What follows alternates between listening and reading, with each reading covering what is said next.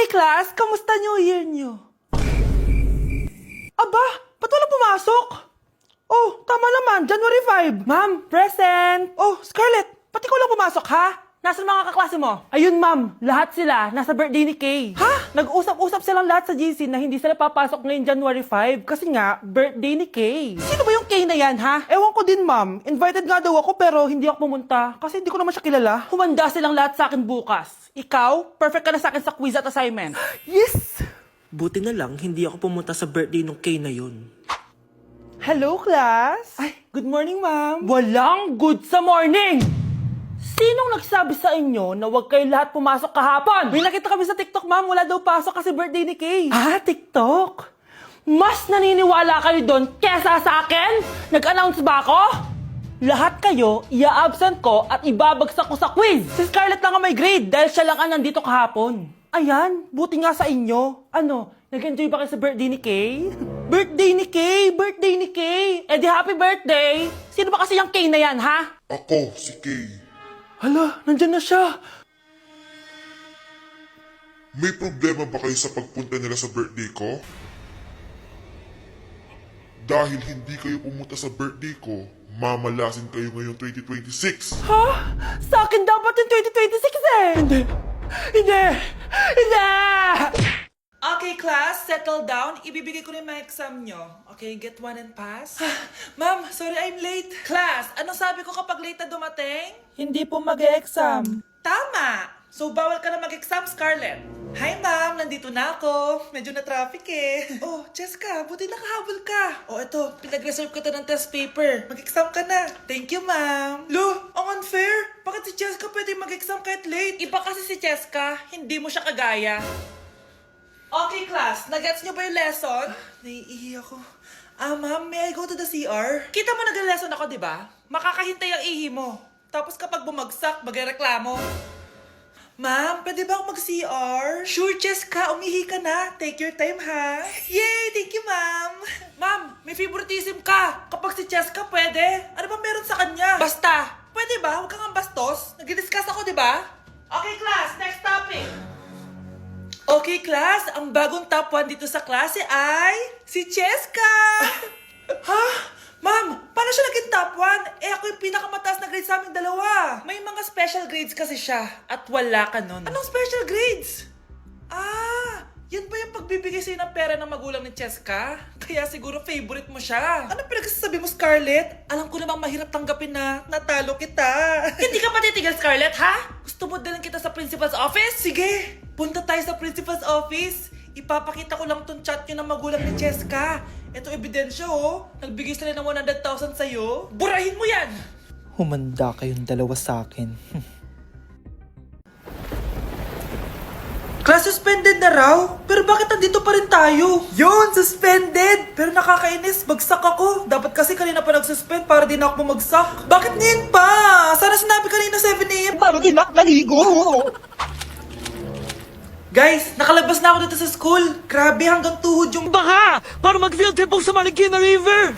basang-basa na ako dito sa jeep. Di ko na alam kung ulan to, luha ko, o trauma from today. Grabe, di pa ako makalabas dito sa building. Legit, may lifeguard ba sa gate 3? Dit sinata to eh! Grabe, ang lakas talaga. Magpapasundo na ako kay mama. Sana may signal pa siya sa bagyong to. Umulan ba? Ma, sunduin mo na ako dito. Isa lang po akong maliit na batang basa. Pagod na at walang payong. Hay nako, konting ulan lang, nagdadrama ka na. Sige, ipapadala ko si kuya. May payong yun. Thank you, Lord! Thank you, Mami! Anak, sigurado ka na bang itutuloy mo yung pagpunta mo sa ibang bansa? Huwag ka na malungkot, Nay. Kailangan ko magtrabaho doon. Para sa inyo ni Kyle. Ate, mamimiss ka namin. Basta anak, ha?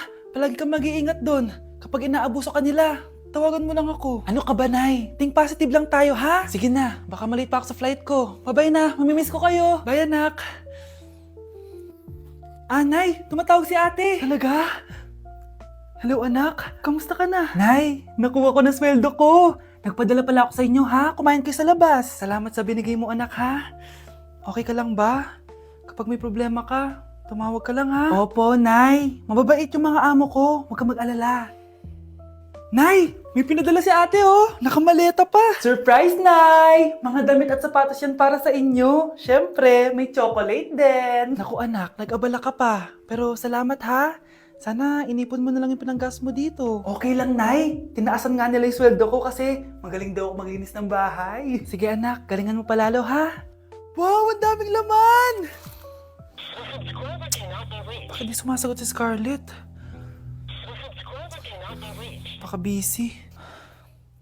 Anak, tumawag na ba ate mo? Ilang araw na siyang di tumatawag ah. Nay, may tumatawag. Salamat sa Diyos, tumawag na. Hello anak. Nay, may pinadala ulit sa ate. Ang bigat. Ano?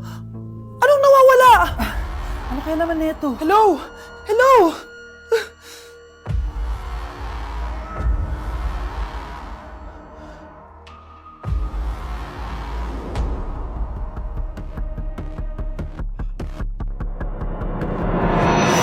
Joe, ano? Ayaw mo na? Pagod ka na? Ayaw mo na? Pagod na pagod na pagod na pagod na pagod na pagod na pagod na pagod na pagod na pagod na pagod na pagod na pagod na pagod na pagod na. Anak, bilan mo ako ng tubig na sa 7-Eleven. Bilis na. 7-Eleven? Ah, sige, Nay. Nay, alis na ako, ah.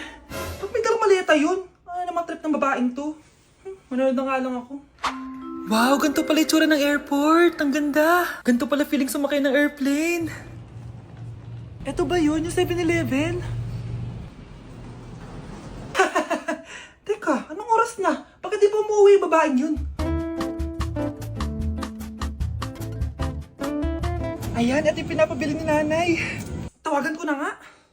Ay, hello, Nay. Eto na, nabili ko na pinapabili mo. Asa ka na, ha? 7-Eleven, di ba, Nay? Oo, 7-Eleven. Diyan lang sa may kanto. Ay, akala ko kahit sa 7-Eleven. Ha? Nasa ka ba? Sa Japan. Ha? Japan?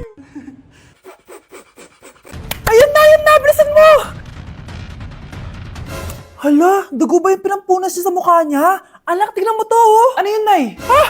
Anak, ano yung nasa mukha mo? Dugo ba yan? Ginagaya mo ba yung pinupload ko?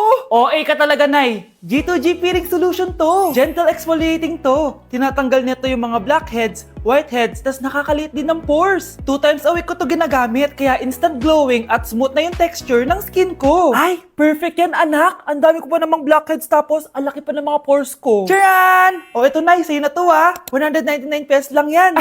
Thank you, anak ha. Huwag mo na ulit ako gugulatin ng ganun ha. OA ka lang talaga, Nay. Grabe, nakakapagod mag-aral. Tara, Bes, road trip tayo. Hindi, arcade na lang. Hindi, Bes, road trip na lang. Arcade! Hep! Away ng away eh. May share ako na bago na sure ako kung saan tayo magkakasundo. Saan naman? Kumain na lang tayo, Bes. Share ko lang kasi sobrang good deal ng Jollibee Meal Savers. Pang everyday go-to meal natin. Bakit? Ano meron? Mag-Jollibee Meal Savers tayo. Kasi nandito lahat ng faves natin. Lahat may drinks at kasamang rice or fries. 1-piece burger steak with double rice. 1-piece chicken joy with drinks. At 1 Jolly Spaghetti with fries and drinks. Kaya kahit araw-araw tayo kumain, Bes, busog sulit sarap. Our go-to meal. Ayan, yan yung gusto ko. Kinikrave ko yung burger steak with double rice. Makakatipid na, mabubusog pa tayo. Diba? Kapag cravings mo yung go-to mo, tapos wak sa araw-araw, sulit talaga. Kaya tara na, Bes, gutom na ako. Excited ka masyado. Libre mo ako next week, ha? Sige, Bes, go. Basta, Jollibee Meal Savers, ha? Go! Nasa Japan pa rin ako at titikim tayo ng Japanese convenience store food part 2. Hulaan nyo guys kung nasaan ako. Walang-wala na ito sa Pilipinas, promise. Hindi talaga pwedeng wala akong mabili tuwing pupunta ako dito sa Family Mart. Tignan nyo naman, parang lahat gusto mong itry, di ba? Guys, may nakita ko. Parang may ganito ako. Okay pa ba to? Parang panis na. Add to cart. Guys, mukhang masarap to, oh. Add to cart natin to. Guys, nakita ko kanina daming Japanese na kumakain nito. So, add to cart natin to. Guys, parang masarap din to, oh. Famichiki. Add to cart.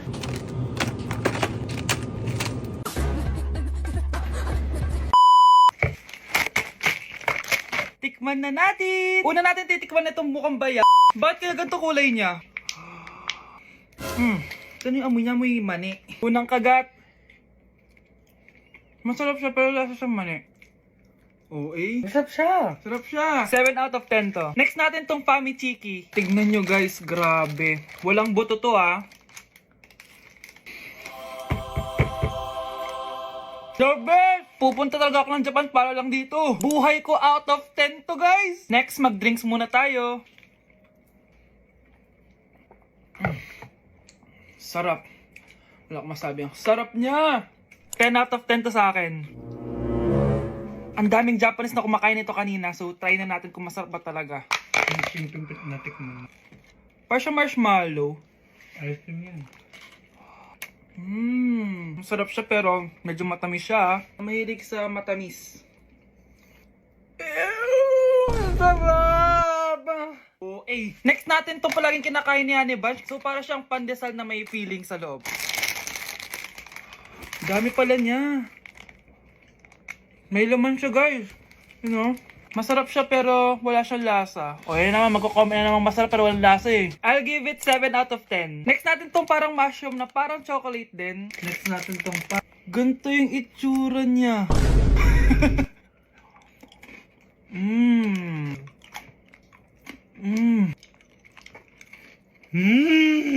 Okay talaga. Masarap to, guys. 9 out of 10. Okay, guys. Last natin tong soy sauce flavored moisturized crackers. So, lasa siyang toyo. Tikman na natin. May singit. So, ganito yung itsura niya. May singit. Wag nyo try, guys. 1 out of 10 lang to. So yun lang naman, guys, no? Kung gusto nyo ng part 3, mag-comment lang kayo dyan. And malapit na kami umuwi sa Pilipinas. Bye-bye! Fried chicken, Normal people. adobo, Normal people. kwek-kwek, Millionaire. isaw, Billionaire. kare-kare, Normal people. Betamax, Millionaire. sinigang, Normal people. siomai. Billionaire. Okay, class. What is the difference between your and your? Ma'am. Yes, Samantha? Your is a possessive adjective indicating ownership, while your is short for you are. Very good. Basic. Alam ko naman yan, pabida ka lang magtaas ng kamay. Next question. Ano ang pagkakaiba ng nang at nang? Ako, ma'am. Okay, Scarlett. Ang nang ay nagpapahiwatig ng pagmamayari. Ang nang ay nagpapahayag ng paraan o panahon. Tama! Mahusay ka, Scarlett! Sobrang dali lang naman ang tanong eh. Next question. 10 points ang makakasagot neto. What is the biggest organ of our body? Mama ko, ma'am! Akin lang tong 10 points na to. For sure, hindi mo naman alam yan. Yes, Samantha. Nauna ka kay Scarlett. Ang biggest organ of our body is stomach. Mali! Okay, Scarlett? Lungs po, ma'am. Wrong answer. Wala na bang gusto sumagot, class? Ma'am, ang biggest organ of our body is skin. Correct! Tignan niyo si Kyle, oh. Kahit di nakikinig sa akin yan, tama ang sagot niya. So, Kyle, paano mo nalaman ang sagot? Yun po kasi sabi sa Google eh. Bes, bakit ka absent kahapon? May pinuntahan kasi ako, Bes. Ano yan? Ba't mo tinatakpan yung bibig mo? Mabaho ba yung hinga mo? Ano kasi? Hala, naka-braces na si Scarlett! Kaya siguro absent siya kahapon. Bes, magkano yung braces mo? Di ba mahal yan? Rich kid ka siguro. 5K lang to, pero naka-promo kasi sila, kaya 3K na lang. Ako na rin nag-change ng rubber kasi kamahal man. Nandito ba si Scarlett? Present po, ma'am. Anong present? Ayusin mo nga magsalita. Sorry ma'am, di po kasi ako makapagsalita na maayos. Masyakit po kasi yung braces ko. Ay wow, kala mo talaga. Anong ginagawa niya? Over naman sa pakita ng brace? Bes, ano yan? Ba't ganyan ka mag-tiktok? Siyempre para makita ng mga friends ko na may braces na ako. Ganon? Tsaka para ma-ROI ko na din to, no? Sige, Bes.